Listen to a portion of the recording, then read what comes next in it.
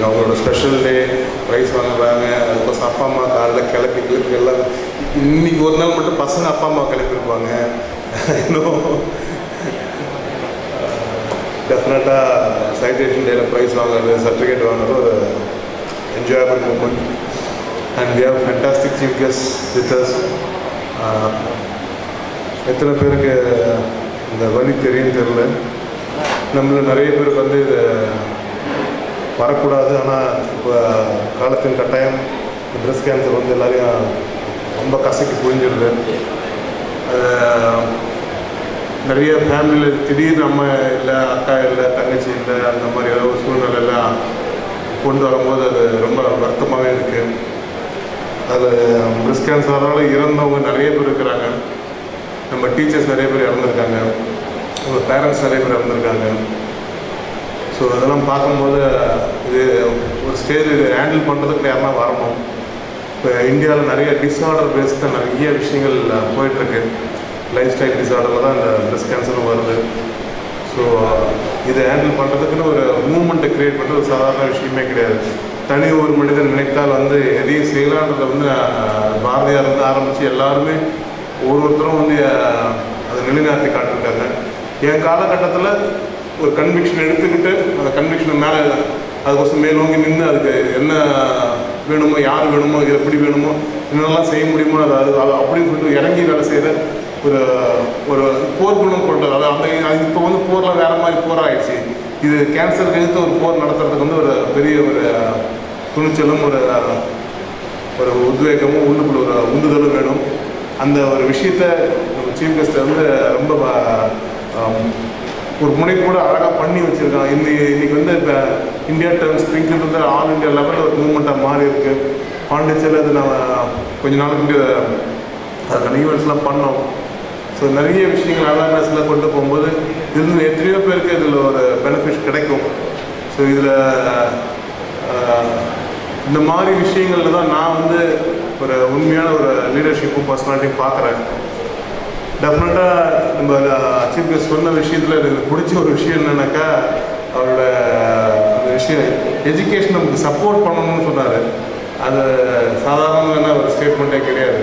நம்ம எல்லாமே எஜுகேஷன் தான் மெயின் நினச்சிட்ருக்கோம்.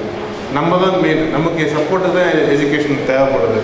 அந்த நம்ம தான்ன்றது நம்மளோட இண்டிவிஜுவல் இன்டெலிஜென்ஸ், நம்மளோட அறிவு, நம்மளோட புத்தி, அறிவே தெய்வம், அறிவே எல்லாமே. அந்த அறிவுக்குன்னு ஒரு இடம் கொடுக்கறது தான் வந்து அறிவு வேறு, படிப்பு வேறு.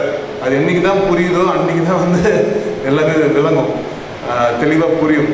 படிப்பால் அறிவு வளராது, படிப்பால் அறிவு வளராது. அறிவு வேறு, அறிவு இன்டெலிஜென்ஸ் வேறு, நாலேஜ் வேறு, இன்ஃபர்மேஷன் வேறு, இன்டெலிஜென்ஸ் வேறு.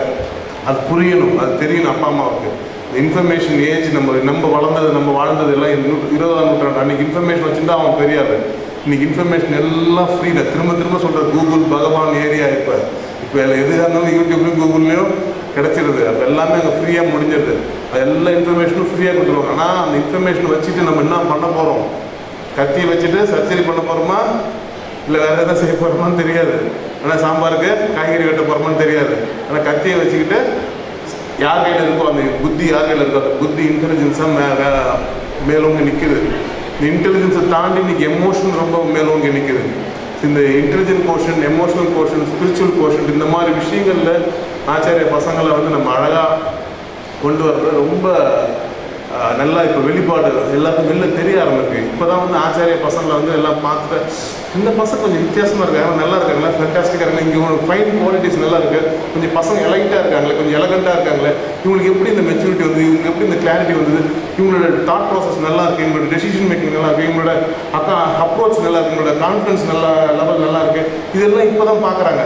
ஏன்னா படிப்பு எங்கன்னா படிக்கலாம், ஏபிசிடி எல்லாத்துலேயும் அதே தான், 1 2 3 எல்லாத்துலேயும் அதே தான். அதை தாண்டி ஏபிசிடியை தாண்டி 1 2 3 தாண்டி வேறு ஏதோ ஒரு விஷயம், முக்கியமான ஒரு விஷயம் ஒன்று இருக்குது. நம்ம பிரின்சிபல் மேடம் சொல்லும்போது மார்க் கொஞ்சமாக எடுத்தாலும் படிப்பு கொஞ்சம் நோ அவங்க தப்பாக சொல்கிறாங்க. நம்ம ஸ்கூலில் யூஸ் பண்ணுற புக்ஸும் நம்ம பசங்க படிக்கிற புக்ஸுக்கு ஈக்குவலாக வேறு எந்த ஸ்கூல்லையுமே கிடையாது. நீங்களே பார்த்துருப்பீங்க, எல்லாமே ஹை தான், ஹை டோசேஜ் தான். ஆனால் அவங்க ரொம்ப சொல்லும்போது ஏதோ கம்மியாக சொல்கிற மாதிரி சொன்னாங்க. No way I have not compromise there also. அது ஏதோ ஏமாற்றி சொல்கிறாங்க. நம்ம பசங்க நிறைய படிக்கிறாங்க, நல்லா படிக்கிறாங்க, தயவுசா உங்களுக்கு கிளாப் பண்ணுங்க. ஏன்னா இவ்வளோ கஷ்டத்தை இந்த பசங்க இந்த ஏஜ் எடுத்துக்கிறாங்க. நம்ம school 2nd standard is equal to any other school 5th standard. நான் அடிச்சு சொல்ல முடியும். நம்ம school 5th standard is equal to almost 8th standard of any other school. So நம்ம அதுவும் பர்டிகுலராக ஏகலைவ பசங்களுக்கு ஏகலைவ ஸ்கூல் பசங்களுக்கு நம்ம கொடுக்குற இந்த டோசேஜ் வந்து சான்ஸே இல்லை. தயவு செய்து அவங்க சொன்ன வார்த்தையை நம்பிடாதீங்க. கொஞ்சமாக படிக்குது நோவே, அவங்களுக்கு நிறைய படிக்க வேண்டிய ஏற்பாடு இருக்குது. ஸோ அந்த ஏற்பாட்டையும் தாண்டி பசங்க ஜாலியாக படித்து சந்தோஷமாக படித்து புரிஞ்சு படித்து அதை இன்வால்வ் பண்ணி படித்து அது எவ்வளோ கொண்டு வராங்க. மார்க் கோசம் புஷ் பண்ணலாலும் அவங்க புரியுறதுக்கோசம் அந்த மார்க் அண்டர்ஸ்டாண்டிங் எந்த அளவுக்கு இருக்குன்னு பார்க்கறதுக்கு நிறைய பண்ணுவோம்.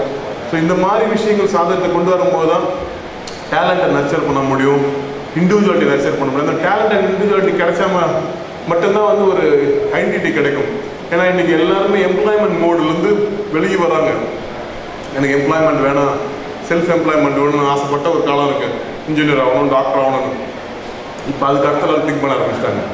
இந்த பசங்க வெளில வரும்போது யாரும் நான் டாக்டர் ஆக போகிறேன், இன்ஜினியர் ஆக போகிறேன்னு பெருசாக திங்க் பண்ண மாட்டேன். அப்படியே டாக்டர் ஆனாலும் அடுத்த லெவல் திங்க் பண்ணுவாங்க. நான் அதை எதுவும் ரிசர்ச் பண்ண போகிறேன், அதில் எதுனா ஒரு விஷயம் கண்டுபிடிக்க போகிறேன், அதில் எதுனா என்டர்பிரைஸிங்காக பண்ண போகிறேன், ஆண்டர்பிரினராக வர போகிறேன் அப்படின்னு யோசிப்பாங்க. இன்றைக்கி நமக்கு வந்து கெஸ்ட் ஆஃப் ஆன நம்ம இன்ஜினியரிங் காலேஜோட ஸ்டூடெண்ட் இன்ஜினியரிங் படிச்சுட்டு ஃபேஷன் டிசைனில் அவங்களோட டேலண்ட்டை வந்து எக்ஸிபிட் பண்ணுறது, அந்த இண்டிவிஜுவாலிட்டி எக்ஸ்பிரஸ் பண்ணுறதுக்கான ஒரு சாத்தியத்தை உருவாக்கியிருக்காங்க. அதை சக்ஸஸ்ஃபுல்லாக கொண்டு வராங்க. அவங்க செல்ஃபாக ஒரு என்டர்பிரினராக இருக்கிறத பார்க்கும்போது எனக்கு ரொம்ப சந்தோஷமாக இருந்தது. ஏன்னா ஆண்டர்பிரினர்ஷிப் மீட் வைக்கும்போது அவங்க வந்து ஒரு பார்ட்டிசிபெண்ட்டாக வந்து நான் ஒரு ஆண்டர்பிரினர் டிக்ளேர் பண்ணும்போது எனக்கு ரொம்ப சந்தோஷமாக இருந்தது. நம்ம ஸ்டூடெண்ட்டு சுயமாக தனியாக நின்று அவங்க வந்து ஒரு சாம்ராஜ்யத்தை உருவாக்குறாங்கன்னு பார்க்கும்போது ஒரு செம்ம சந்தோஷம். அந்த மாதிரி ஏற்பாடுலாம் நடக்கும்போது தான் இப்போ லாவண்யா மாதிரி ஒரு ஸ்டூடெண்ட்டு நமக்கு ஒரு எக்ஸாம்பிளில் நிற்கும் போது ஓகே நம்ம பசங்களுக்கு எதுவும் சாத்தியம் இருக்குது, சாதுரியம் இருக்குது. ஏன்னா நம்ம சீஃப் கெஸ்ட் சொன்னார், எனக்கு படம் தான் வரைய தெரியாது, அந்த கின்னஸ் ரெக்கார்ட் பண்ணியிருக்கேன். அந்த படம் வரையத்தை வச்சு இன்றைக்கி எத்தனையோ கண்ட்ரியோட பிரசிடென்ட்டு அந்த மாதிரி மீட் பண்ணுறதுக்கான ஏற்பாடு கிடைச்சிருக்குனாக்கா எனக்கு தெரிஞ்ச எத்தனையோ அப்பா அம்மாக்களுக்கு அவங்க புள்ள படம் வரைவாங்கன்னு தெரியும், நல்லாவே வரைவாங்கன்னு தெரியும். ஆனால் என்கிட்ட பேசும்போது இல்லை சார் அவனுக்கு நான் எப்படி தான் அவனை டாக்டர் ஆக்கணும். சரி ரைட் ஓகே, ஆனால் அவனுக்கு விஷுவல் ஸ்பேஷியல் இன்டெலிஜென்ஸ் இருக்குது, ஃபைன் மோட்டார் ஸ்கில்ஸ் நல்லா இருக்குது, அதை வச்சு இன்னும் ரொம்ப நிறைய திங்க் பண்ணலாம், அவனோட க்ரியேட்டிவிட்டியை அடுத்த லெவலுக்கு கொண்டு போகலாம். இந்தியாவிலேருந்து பெரிய பெரிய ஜாம்பவானை உருவாக்க முடியும். இன்றைக்கி வந்து இந்தியாவில் நிறைய விஷயங்கள் சைலண்டாக பண்ணிகிட்டு இருக்கோம், நம்ம யாருக்கும் தெரியாமல் பண்ணிட்டு இருக்கோம். நம்ம பசங்க அந்த கரியரில் அந்த அந்த அந்த ஸ்பேஸில் வந்து ராஜாங்கம் பண்ணுவாங்க. இந்த மாதிரி நல்ல அப்பா அம்மா கிடச்சிருக்காங்க. இப்போ இருக்க அப்பா அம்மாவுக்கு நான் சொல்கிறத விட அவங்க என்ன எனக்கு சொல்கிற அளவுக்கு புரிதல் வச்சாங்க. எனக்கு என் பிள்ளை தான் சார் முக்கியம், என் பிள்ளை வாழ்க்கை தான் முக்கியம், என் பிள்ளையோட திறமை தான் முக்கியம், பிள்ளையோட சாமர்த்தியம் தான் முக்கியம். நிறைய அப்பா அம்மா இப்போ புரிதலோடு வராங்க. இப்போ அந்த அளவுக்கு பெரிய ப்ரெஷர் போடுறதில்ல.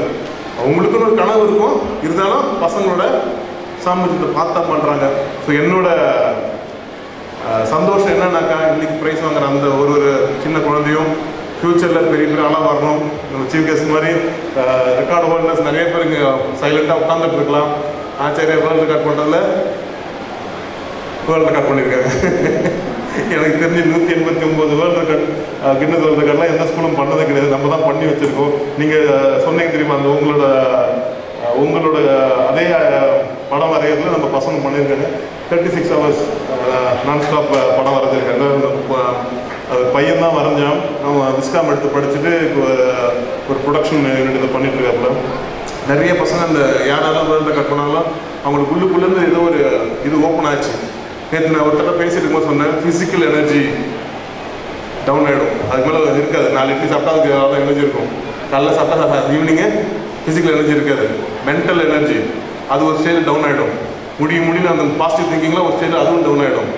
அப்புறம் எமோஷனல் எனர்ஜி அவன் அந்த வெறியோட செய்வான், அதுவும் ஒரு நிமிஷம் 0 ஆகிடும்.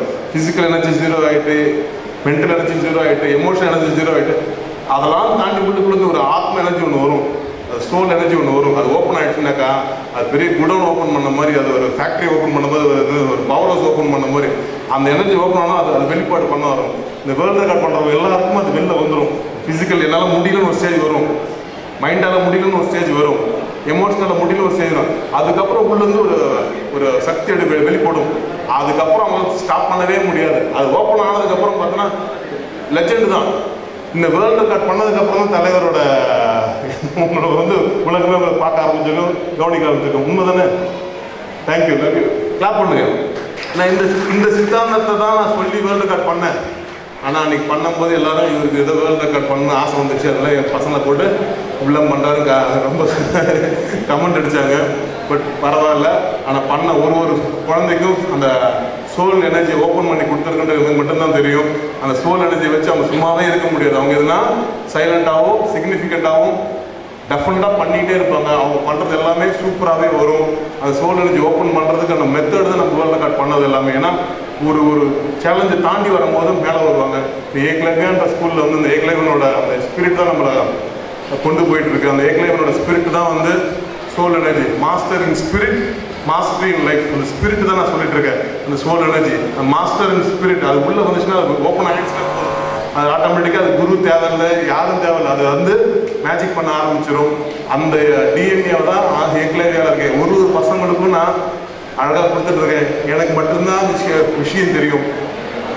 ஆச்சாரிய சிக்ஷா மந்திர்னா வேற மாதிரி, ஆச்சாரிய பால சிக்ஷா மந்திர்னா வேற மாதிரி, ஆச்சாரியால ஏக்லேவியானா அது வேற மாதிரி. எனக்கு மட்டும் தான் தெரியும். உங்கள் பசங்களோட டிஎன்ஏ 20 வருஷம் கழிச்சு 30 வருஷம் கழிச்சு டெஸ்ட் பண்ணுறது சாத்தியம் இருந்தாக்கா இவங்களோட பசங்களோட டிஎன்ஏலே ஒரு பெரிய லெவல் மேஜிக் நான் பண்ணது டெஃபினட்டாக புரிய வரும். காலத்தின் கட்டாயம் இன்னைக்கு அதெல்லாம் தெரியாது. ஆனால் ஒவ்வொரு ஏக்லேவியனோட செல்லுலர் லெவலில், பிரெயின் லெவலில், போன் லெவலில், பிளட் லெவலில் நான் பண்ணிட்டு இருக்கேன். அந்த மேஜிக் இந்த பிளெஸிங் டேல நடந்துட்டு இருக்கு. அதை என்ஜாய் பண்ணுங்க. நம்ம சைலண்டாக பண்ணுறோம். ஆனால் அந்த பசங்களுக்கு எங்கே தான் அது ஓப்பன் ஆகுதே தெரியாது. நிறைய பேர் சொல்லுவேன், இதே கேம்பஸ் பக்கத்தில் அண்ணா போனால் வேற மாதிரி இருக்குது, இந்த இடத்துல வேற மாதிரி இருக்குது. இன்னதான் சார் மேஜிக்னுவாங்க. ஏக்லேவியோட டிஎன்ஏ அப்படி தான். அது டீச்சர் ஆலையோ பிரின்சிபல் ஆலையோ பில்டிங் ஆலையோ யாருமே கிடையாது. அது நான் அன்னைக்கு போட்ட அந்த விதை அந்த மாதிரி அந்த டிஎன்ஏ வேலை செஞ்சுட்டு இருக்கு. என்னைக்கு இருந்தாலும் சரி ஏக்லேவியாவில் நான் இங்கே தான் படிக்க ஆரம்பிச்சு, இங்கே தான் முடிக்க ஏக்லேவியாவில் வெளில வந்தேனாக்கா யாராக இருந்தாலும் சாதனையாளர் தான். இந்த சாதனைக்குன்னு எங்களும் ஒரு உத்வேகம் உள்ள வந்துக்கிட்டே இருக்கும். இன்னைக்கு அவன் சாதாரணமாக சைலண்டாக சோம்பேறியாக இருந்தாலும், யாரு சாதாரணமாக சைலண்டாக சில பேர் சோம்பேறியாக இருந்தாலும் திடீர்னு ஒரு நாள் இந்த சோல் எனர்ஜி ஓப்பன் ஆகிடும். அவனை தடுக்கவே முடியாது. சூப்பராக வருவாங்க. அவங்களும் இன்னைக்கு கொண்டாடுவோம், பாராட்டுவோம், என்ஜாய் பண்ணுவோம். Thank you, love you so much.